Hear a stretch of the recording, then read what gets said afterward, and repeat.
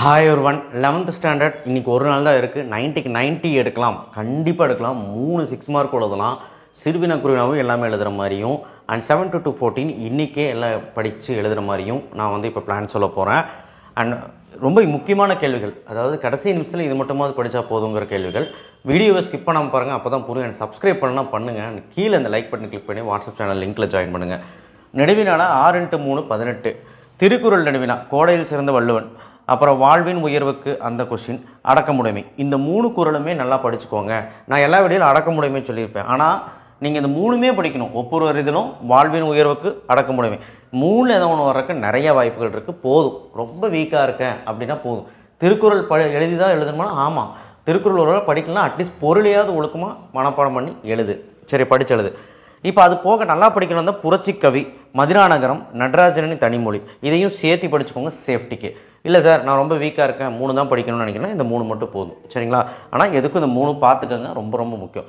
ஒரே நிலையில் பௌத்த கல்வி, சமண கல்வி, கல்லும் கதையும் சொல்லும் அந்த இது, நீங்கள் மொழியை வெளிப்படுத்தும் நிலையில் பேச்சு மொழியில் அது, அதுக்கப்புறம் சிதறிய கடிதம். இந்த 4 படிச்சிங்கனாலே 1 எழுதிடலாம் கண்டிப்பாக. துணைப்பாடம் பொறுத்த வரைக்கும் யானை டாக்டர், வாடிவாசல், பிம்பம், நர்த்தகி, நடராஜன். ஸோ உங்கள் நெடுவினாவை பொறுத்த வரைக்கும் செய்யுள், உரைநடை, துணைப்பாடம், இப்படி தான் ஆர் சாய்ஸில் போட்டு கேட்பாங்க. ஸோ இதை நீங்கள் படிச்சிங்கனாலே கண்டிப்பாக வந்து பார்த்தீங்கன்னா உங்களுக்கு 6x3 18 கிராஸ் பண்ணிடலாம். நெடுவினா எழுதும்போது குறிப்பு சட்டகம் போடுங்க. குறிப்பு சட்டம் போட்டு ஃபஸ்ட்டு பாக்ஸ் போடுங்க. அப்புறம் முன்னுரையிலேருந்து முடிவு வரைக்கும் எழுதுங்க. ஒரு 6 ஹெட்டிங் 7 ஹெட்டிங் வர மாதிரி எழுதுங்க. ஒரு 2.5 பக்கத்துக்கு எழுதுங்க, நல்லாயிருக்கும். சரிங்களா? 3 பக்கம் எழுதுனாலும் சரி. ஓகே. சிறுவினா, அதாவது சைட் ஹெட்டிங் போட்டு ஒரு 3 லைன் எழுதுங்க. சிறுவினாவை பொறுத்த வரைக்கும் செயலில் சூ வில்வரத்திரம் ஃபஸ்ட் இயல், காற்றில் ஆடும் புல், அடுத்த தமிழின் பண்பாட்டில் அடையாளம், புகழுக்குரிய பண்புகளாக அந்த கொஸ்டின், மருந்து மருத்துவ திருக்குறள் கொஸ்டின், சிங்கி பெற்ற பரிசு, உணவும் உறக்கமும், வாய்க்காலின் சிறப்பு, சலசவாயில் இடம் சுட்டி பொருள், ஏவல் மறக்கும் சிறு இடம் சுட்டி பொருள் விளக்குக, உயர் தமிழை உயிரென்று போற்றி மின்கள் இடம் சுட்டி பொருள் விளக்கு. ஸோ இடம் சுட்டி பொருள் விளக்கு ரொம்ப ரொம்ப முக்கியம். ஸோ இது எல்லாமே செயலோட சிறுவினா. இதை மட்டும் படிச்சிங்கன்னா போதும், 2 எழுதிடலாம். இன்னும் உங்களுக்கு தெளிவாக புரியணும் அப்படின்னா கீழே டிஸ்கிரிப்ஷன் பாக்ஸில் போன வீடியோவில் சொன்ன பிடிஎஃப் நான் கொடுக்குறேன். அந்த பிடிஎஃப்ல இருக்கிற சிறுவினா தான் இது, அதை பார்த்துக்கோங்க. உரைநடை சிறுவினா வந்து எண்ணூறு தமிழ்மொழி, வேதி கலப்பில்லாத பூச்சிக்கொல்லி, தமிழ் இலக்கியங்களின் கல்வி, சமண கல்வியும் பெண் கல்வியும், ஆனந்தரங்கனார். ஸோ இதெல்லாமே ரொம்ப ரொம்ப முக்கியமான உரைநடை சிறுவினா. ஸோ நெக்ஸ்ட்டு வந்து பார்த்திங்கன்னா ஃப்ராஸ்கோ ஓவியங்கள், ஜீவாவின் பேச்சு நடை, இயற்கையுடன் உரையாடல், அப்புறம் தமிஸ்கம் என்றால் என்ன, இதெல்லாம் வந்து ரொம்ப முக்கியமான சிறுவினா ஃபார் செய்யுள். ஸோ ஒரு 10 கொஸ்டின் தான் இருக்குது, படிச்சிருங்க. ஸோ ஃபஸ்ட்டு நெடுவினா முடிச்சிருங்க. நெடுவினா முடிக்கிறதுக்கு சாயங்காலம் மூடி டைம் எடுத்தாலும் ஒரு 4, இன்றைக்கி தான் ஸ்டார்ட் பண்ணுறீங்கன்னா ஒரு 3-4 மணிக்குள்ளே முடிச்சிருங்க.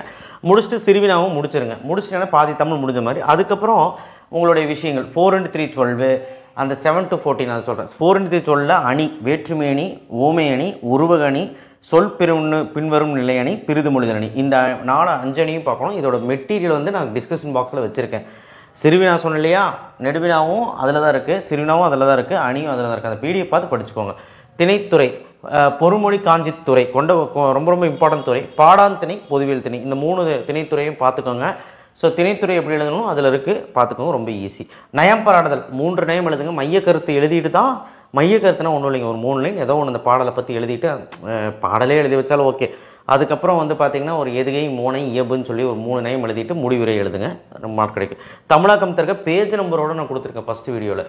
பட் இதுலேயும் அந்த டிஸ்கிரிப்ஷன் பாக்ஸில் இருக்க பிடிஎஃப்லேயும் உங்களுக்கு தமிழாக்கம் தருக இருக்குது, அதுவுமே கேட்பாங்க. ஸோ ஏதோ 3 தான் இதில் எழுதணும், பார்த்துக்கோங்க. இதை 3 எழுதுற மாதிரி. அண்ட் இன்னொன்று வந்து ஒரு ஃப்ளோ சார்ட் மாதிரி கொடுத்து எப்படின்னு கேட்டேன் பாருங்கள். தெய்வால தான் பார்த்தேன்.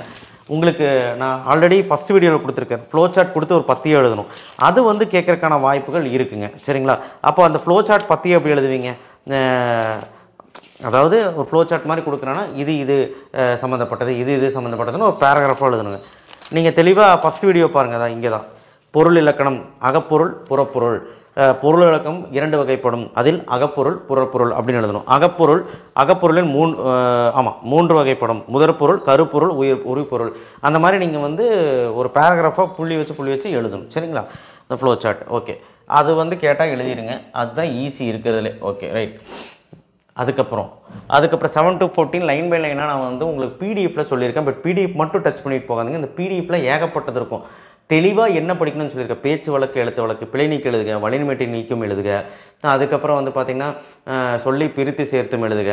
அதுக்கப்புறம் வந்து பார்த்திங்கன்னா மரபு சொற்கள், மயங்கோலி சொற்கள், அதுக்கப்புறம் வந்து பார்த்திங்கன்னா இந்த மாதிரி சில விஷயங்கள் எல்லாமே எழுதியிருப்பேன், சொல்லியிருப்பேன். அண்ட் ப்ளஸ் புணர்ச்சி அந்த பகுபதி உறுப்புகளும் சேர்த்து சொல்லியிருப்பேன். பாருங்கள். ஏன்னா அந்த 7 to 14 தான் மக்கள் வந்து மார்க் விடுறது. புக் பேக் வந்து 1 மார்க் 10 கேட்டுருவோம். புக்கின் அடிக்கணும் அப்படின்னா இலக்கண குறிப்பு தெரிஞ்சு வச்சுருக்கணும். இலக்கண குறிப்புமே அந்த பிடிஎஃப்ல இருக்குது. அண்ட் ப்ளஸ் நீங்கள் வந்து அந்த நுழையும் முன் அப்புறம் வந்துட்டு நூல்வெளி இது ரெண்டுமே பார்த்தீங்கன்னாலே எழுதிடலாம். சரி, இதில் எப்போ சார் படிக்கணும் அப்படின்னா ஃபஸ்ட்டு நெடுவினா, அப்புறம் சிறுவினா குருவினா. இது முடிக்கிறதுக்கு எல்லாம் முடிக்கிறதுக்கு உங்களுக்கு சாயங்காலம் 7 மணி டைம் எடுத்தால் கூட நீங்கள் 7 மணிக்கு மேலே 7 மணிக்குள்ளே முடிச்சிடும் எல்லாம். 7 மணிக்கு மேலே இந்த 7 to 14 2 மார்க்கும், அதுக்கப்புறம் 4 and 3 சொல்ல முடிச்சிருங்க. இது முடிக்க 9 ஆகிடும். அதுக்கப்புறம் 1 மார்க் புக் பேக்கு, அப்புறம் மனநம் லாஸ்ட்டாக வச்சுக்கோங்க. ஒருவேளை நீங்கள் படிக்க இன்றைக்கி தான் ஸ்டார்ட் பண்ணுறீங்கன்னா மனநம் ஃபஸ்ட்டே படிக்கக்கூடாது, லாஸ்ட்டை படிச்சுக்கோங்க.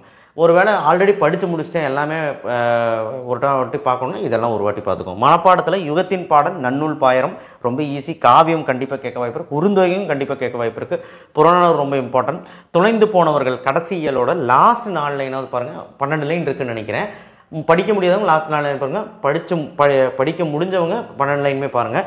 படிக்க முடியாதவங்க லாஸ்ட் 4 லைன். திருக்குறளில் என்னை கேட்டால் என்ன வந்து எல்லாமே படிக்கணும் தான் சொல்லுவேன். இது வரும் அது வரும் நம்மளால சொல்லிட முடியாது திருக்குறளில்.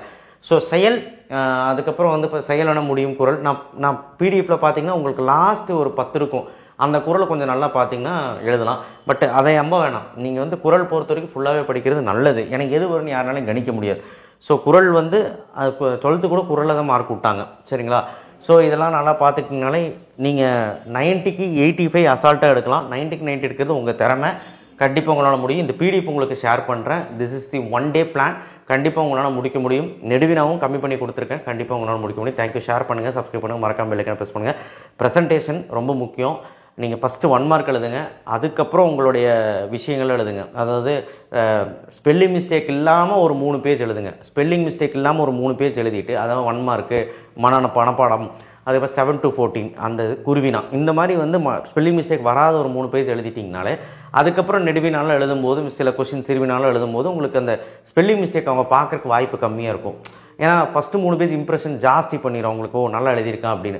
அடுத்தடுத்த பேஜ் பார்க்கும்போது அவங்களுக்கு வந்து இம்ப்ரெஷன், அதனால டிக் போட்டு போகிறக்கு வாய்ப்பு இருக்குது. அதனால் ஃபஸ்ட்டு 3-4 பேஜ் நல்லா எழுத ட்ரை பண்ணுங்கள், ஸ்பெல்லிங் மிஸ்டேக் இல்லாமல். அதனாலேயே தமிழில் உங்களுக்கு தப்பிக்க வாய்ப்பு இருக்குது. தேங்க்யூ.